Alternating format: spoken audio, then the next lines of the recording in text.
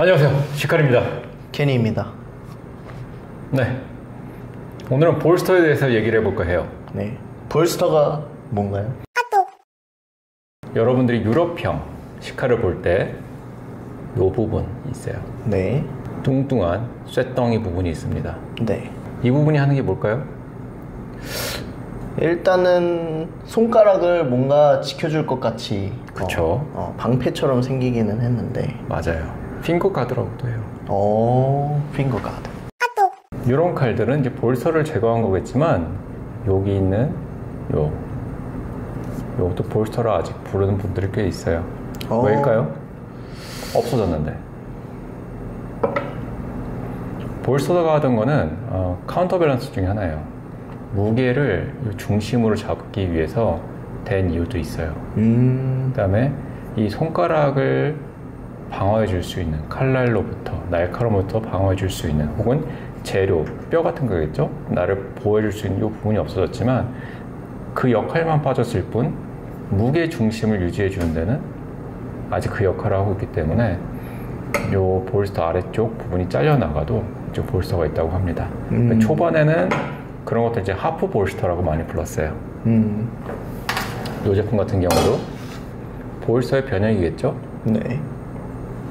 두껍고 손에 쥐기 편하고 만들었지만 이 무게를 그쪽으로 잡아줄 수 있는 부분. 그리고 이 제품은 특히나 여기가 살짝 아직 두꺼워요. 완전히 없앤 게 아니라 경사를 줬기 때문에 손이 칼날 뒷부분에 붙을 때 좀 더 부드럽게 붙는 게 있습니다. 볼스터는 왜 생겼을까요?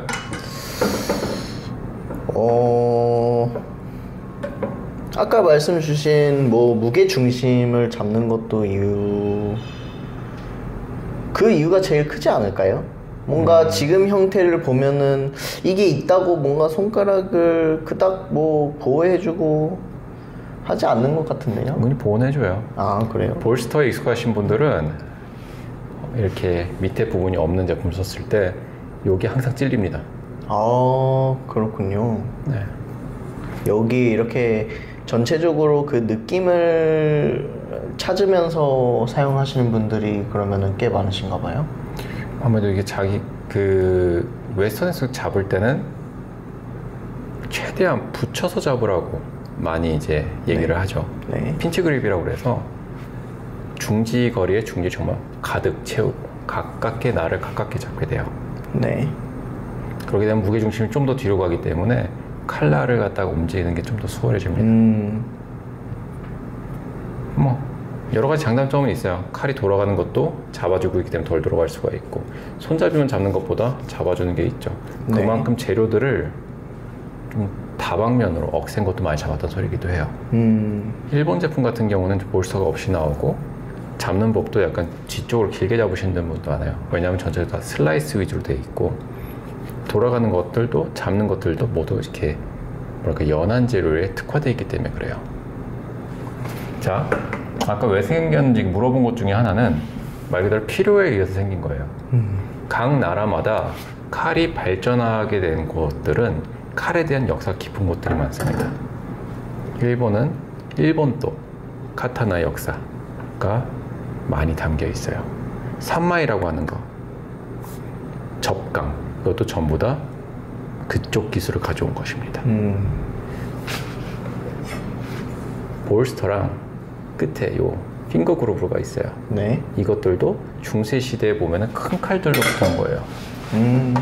여기 칠판 있으니까 화이트보드니까 좀 잘 쓸게요. 중세 시대 칼은 칼이 쭉 뻗겠죠. 워낙 크니까. 네. 있다고 치고, 그다음에 여기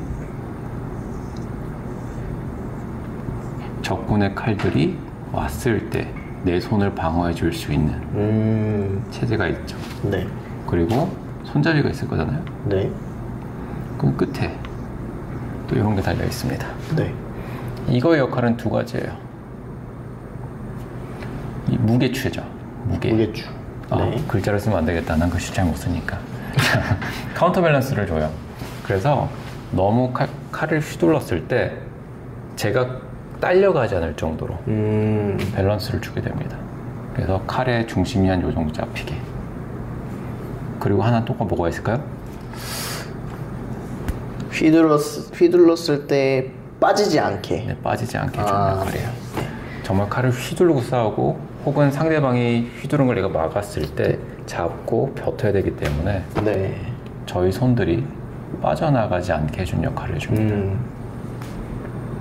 그거에 그대로 온 거예요. 아, 그러네요. 자리가 있고 볼스터가 있고 그대로 온 거네요. 신기하네요. 그 옛날에 이제 아무래도 전쟁용 칼이나 이런 거 좀 더 신경 쓸 수밖에 없겠죠. 의전용 칼이라든가. 네. 주방용 칼들은 이런 칼들보다는 좀 더 뒷전이었을 수도 있어요. 큰 돈이 안 되는 거죠. 네. 하지만 칼은 필요하잖아요. 그래서 대장장이한테 칼 만드는 사람한테 칼을 만들어 달라고 그러면 그 사람들이 당연하게 생각하는 것들이 분명히 있을 거예요. 손이 다칠 수 있으니까. 칼이 날아갈 수 있으니까. 물론 그 당시는 일반 주방에서도 뭐 토끼도 잡아야 되고 닭도 잡아야 되고 닭 잡으려면 어떻게 해요? 후려쳐야 돼요. 네. 가죽도 벗겨야 되고 또 갈비대 작업도 해야 되기 때문에 이 부분이 정말 핑거 가드의 역할을 충분히 할 수 있었고 이 부분이 칼을 치쳐나가게 하는 걸 잡아줄 수 있는 역할을 충분히 해줬어요. 요즘 칼은 그게 필요할까요? 일반적으로는 좀 많이 필요가 없어지지 않나요? 필요 없죠. 네. 오히려 연마할 때 볼스터 이것 때문에 연마가 좀 힘들 때도 있어요. 그렇죠. 숫돌로 가야 되는데 끝에 걸리죠. 그리고 이게 워낙 두껍기 때문에 갈려나가기는 게 좀 힘들어요. 우선 이걸 갈 수 있어라는 생각조차 갖기 힘들죠. 그렇죠. 요걸 안 갈다 보면 칼은 결국 끝에가 안 갈리기 때문에 중간이 갈려나가게 돼요. 그걸 계속 갈다 보면 이런 식으로 이제 갈비칼, 보닝 나이프가 보닝 나이프 나오겠죠. 되겠네요. 야스린 그만큼 위험합니다. 저 같은 경우도 처음 칼을 쓴 건 항상 볼스터가 있었어요.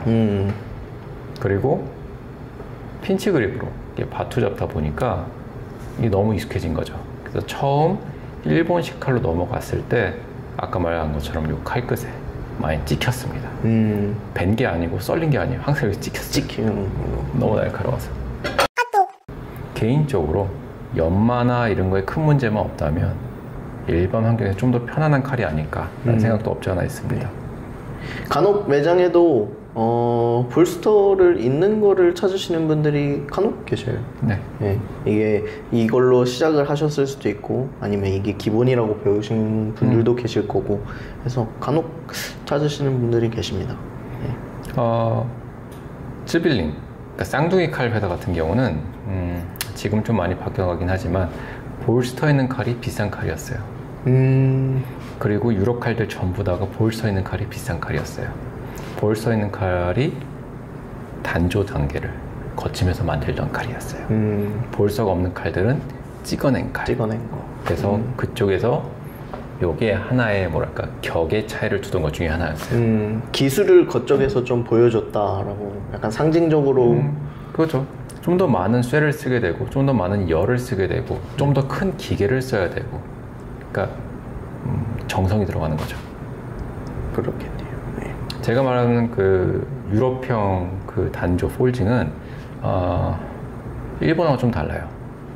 때리는 해머의 무게가 달라요. 그 일본 걸 보게 되면 한 요만한 해머죠. 네. 쇳덩이가 위아래로 움직여서 쿵쿵 때려요. 네. 칼이 있고 밑에다 받쳐주는 게 있겠죠. 네. 이거 뭐 몇 킬로 하겠어요? 무겁겠죠. 무겁겠죠. 정말 근데 비교가 될 만큼 이 칼을 만들어주는 해머는 이만해요. 진짜. 기계가 이만한 게 아니고 해머만. 찐 해머만이 공장형 해머는 이만해요. 그리고 일반적인 유럽 대장장이 같은 경우도 이거 자체의 사이즈가 달라요. 앞에 때리는 부분은 요만할지언정 뒤에 받쳐주는 쇠는 엄청 큽니다. 되게 높이. 엄청 세죠. 그러면은 단단한 강제를 치기 오히려 힘들지 않아요? 더 많은 힘이 가해지면서 깨질 확률이나 이런 것들에 영향이 있지는 않을까요? 영향 분명히 있긴 할 테지만 전강 제품이 정말 많아요. 네. 그만큼 한번 때릴 때 더 많이 누르고 때릴 수가 있기 때문에 정말 전강, 솔리드 스틱 하나로 되어 있는 걸 때렸을 때 만드는 시간 과정이 길지가 않아요. 일본에서는 혼약기를 때린다고 하면 때리는 시간도 정말 오래 걸려요. 네. 하나의 통짜 그 강력한 쇠를 갖다가 때려서 작게 만들어내는 과정이 자그마한 해머로는 그 시간이 긴 거죠. 하지만 요게 좀 더 뭐랄까 섬세한 작업이 가능해요. 큰 거로는 섬세한 작업이 좀 어렵고 아무리 살살 때린다 할지라도 워낙 큰 게 쿵 내려봤기 때문에 힘들죠. 다 장단점은 있어요. 서양에서도 이제 슬슬 뭐랄까 그 적강 칼들의 유행이 좀 유행이라기보다 유행 맞죠? 좀 비중이 늘어나고 있어요. 그 다음에 그쪽에서도 일본식 스프링 해머를 많이 공수하는 것 같더라고요. 적강 칼 같은 경우는 특히 얇은 칼을 만들 때 유럽형 큰 해머 같은 경우는 힘들어요. 뭔 얘기하다 여기까지 왔죠? 그런 큰 해머이기 때문에 이 볼스터가 단조로 나올 수가 있습니다. 그러면은 아까 이 유래에 관련해서 볼스터에서 조금 벗어나는데 이 부분 핑거 그룹 그냥 손가락에 들어갈 수 있는 하나의 굴곡이에요. 굴곡. 이 부분도 그러면은 지금은 많이가 필요 없죠. 뭐 던질 일도 없고. 이걸 이게 칼질을 할 때 칼이 내가 컨트롤하는 거 이상의 힘으로 빠져나가려고 하는 걸 막아주는 건데 그렇게 칼질을 하면 안 되죠. 안 되죠. 안 되죠. 그러면은 이 부분은 이 풀탱이 아닐 경우도 이거를 만드나요? 네. 그것도 그냥 형식상. 하나의 약간 클래식한 형태인 거예요. 그렇군요. 서양 칼들이 확실히 뭔가 그 클래식한 이 볼스터가 붙으면은 또 그 이상하게 있어요. 눈에 익어서 그런지 이 클래식한 느낌, 그 유럽의 느낌이 확실히 나기는 하는. 3단 콤보예요. 네. 볼스터, 3핀, 핑거 그룹. 네. 이게 그쵸. 아주 요 세 개가 있으면 되게 클래식하다고 느껴질 수밖에 없어요. 네. 그래서 이름 그 시리즈 네임 자체도 클래식이야. 그 애들 보시면 항상 여기 있습니다. 요즘에는 이런 뭐라 그럴까 세미 볼스터라고 해야 될까요? 이 세미 볼스터, 하프 볼스터 뭐 이런 것들이 있죠. 뭐 주벨링 프로 이런 것도 눈에 많이 들어오고 좀 사람들한테 많이 익숙해져 가고 있는 형태인 것 같아요. 근데 뭐 한번 저도 써보고 싶은 모델 중 하나인데 개인적으로는 좀 오래 남았으면 좋겠어요. 네. 일본 칼의 보급이 좀 많아지면서 이제 볼스터의 역할이 없어지다 보니까 이 부분이 좀 사라지긴 있지만 상당히 중요한 부분들을 갖고 있는 거거든요. 여러분이 칼을 잡았을 때 무게의 추 역할을 하기 때문에 막 사라지진 않았으면 좋겠어요. 좀 더 이렇게 발전된 형태 뭐가 나오면 더 좋지 않을까 싶습니다.